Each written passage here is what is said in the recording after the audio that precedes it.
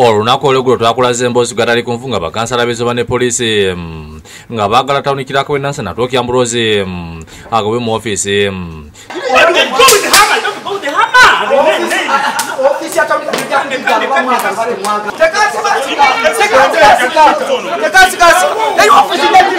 Gye byaggwerera nga mutwalaganyizira bamuyisiza manjo.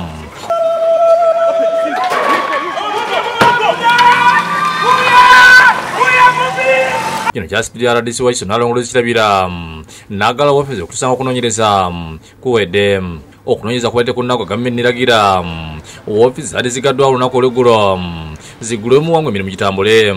Bino bikoleddwa Jackie Migisho okuva mu minisitule ya gavumenti z'ebitondo asindikiddwa nga balina abakungu abalala. Bawose mu kafumu ne RDC kirabira meya wa Nansana Municipality Regina Bakite tawunikira Atoki Ambrose nga mukubo tebakkiriza mu bannamawulire. Oluvudde mu kafumu RDC kirabira ayisa abakozi abadde ne bakansala abategeeza nga bateeseza mu lukiiko ng'emirimu gya gavumenti birina okutambula nga tawunikira kalina okugikubiriza n'olwekyo ofiisi zirina okuggulwawo.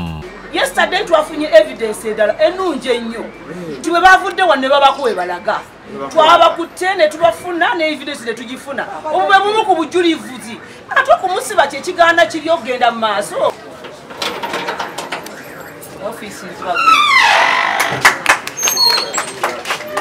RDC aguddewo ekizimbe eky'ebisumuluzo n'abikwasa meya Bakite n'abakozi ne bayingira okukola.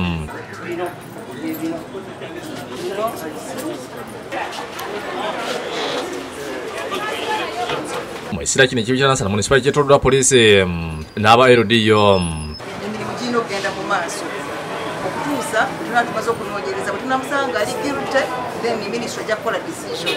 Bo bakansala bawakanyizza ekyokuggula ofiisi eno bategeeza nti kino bwe kitagenda kuggwa nga lutalo lukyagenda mu maaso okujja nga tawunikirako Atoki afulumya ofiisi. Era bano bennyini ababbi nga bamaze okugoba tawunikirako mu ofiisi yagenze na authorizing payments. Batekiniko abamu ne bagenda mu system ewa Kiso kubanga ofiisi za municipality zaali zisibiddwa ne bagenda okuba nga bajjako sente ku system ne bakwatibwa. Twagala okulayirira eggwanga okufa n'obutanyagwa Atoki Ambrose ng'omaze okusibwa si kugoba bugobi Nansana neekusiba kubanga ne mukamaawo gw'obadde obba naye Bakite amaze okuwaayo ekipapula kikino.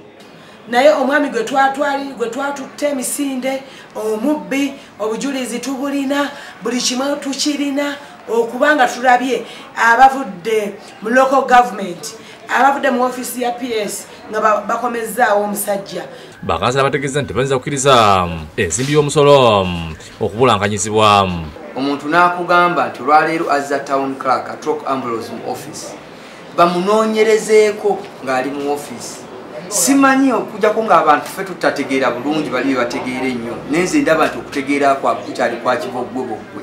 Omuntu osobola kugamba muntu nti omunoonyerezaako nga ofiisi gy'onoonyerezaako ali omwo munda. Ye meya Bakite asinyusira ofiisi okuggulwawo kuba kibadde kirina kutaataaganya emirimu.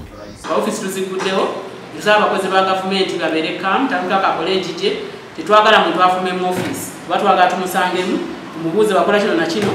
Batuusa abo yakusakidde Green ku Lwabukedde TV.